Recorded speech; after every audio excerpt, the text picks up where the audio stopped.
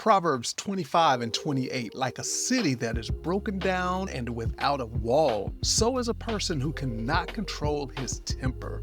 Proverbs Daily is a reader and supported program. Every post is free, but if you'd like to help spread the message and make the sacred positively contagious, consider being a free or paid subscriber. Just look for the word upgrade and click right on that. Thanks in advance. Today's episode, Temper. Temper. Have you ever heard someone say that when you've lost your junk? Or have you ever thought about it yourself? Man, my temper is faulty. I need to handle pressure better.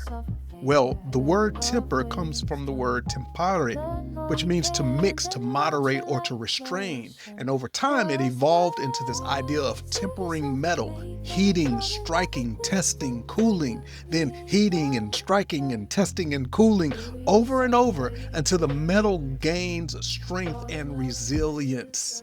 Think about that. Going through something over and over again until you gain strength and resilience. Could that be what you're going through right now? Temper, in its root meaning, is about refinement through fire. Metal is strongest not when it's untouched, but when it has been stressed to its breaking point and then reforged. Now think about that. How many of us want to be left alone, unchallenged, untriggered? Don't push me, cause I'm close to the edge, right?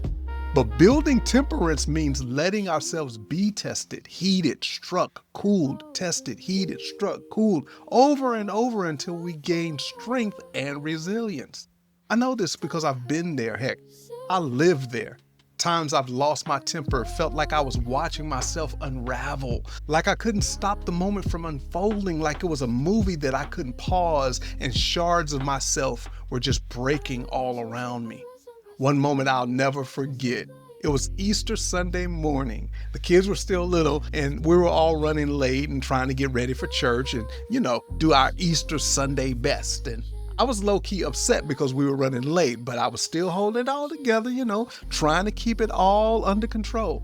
And we finally got into the car and drive out about 1.5 miles. And then someone says, "Oh, I forgot something. We need to turn around." And boom. I lost it.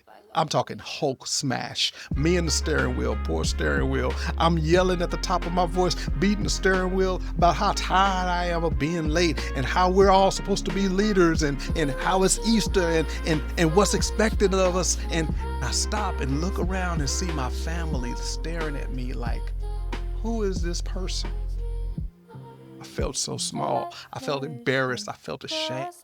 I lost my temper. Trying to show perfection, I exposed my real brokenness, which is my obsession with performance. Man, you're talking about having to pick up the pieces, acknowledge the cracks in my wall, apologize, and still walk inside that church that morning knowing my family saw and knew the real side of me that was really unrefined. But that's the tempering process that's helped me go back into the fire to rebuild, re-strengthen, and patch these old walls so that next time I'd be stronger and more resilient. This is what Proverbs is really saying, that self-control isn't natural, it is a process. It's fire, hammer, fire, hammer. Growth is acknowledging where your walls are weak and patching them, reinforcing your temper with reflection and practice so when the next assault comes, you don't crumble, you withstand. When self-control is absent, insults, provocations, temptations, anything can snatch your balance away and leave you exposed. Proverbs 25:28 says it plain. Without a wall, a city falls. Without temper, so do we. So patch the wall. Temper your reactions. When the next assault comes, you don't crumble. Prayer. God, temper my heart. Temper my walls. Steady my reactions. Today's challenge. Practice pausing before reacting. Literally, count to 3 before you answer someone. It may not seem like it'll help when tension arises, but you're really building a muscle memory that gives you the needed space to breathe, step back, and respond with intention. Like a tempered, reforged city wall, ready for whatever. About the author. Fred Lynch is a creative communicator, author, and Christian hip-hop pioneer. To connect, just search Hey Fred Lynch on all the socials or click on that link in the description. Want daily wisdom on your phone? Go to proverbsdaily.org or tap that subscribe button right now. Thanks for listening, and help us out by sharing and liking Proverbs Daily. Be wise, be well. Peace.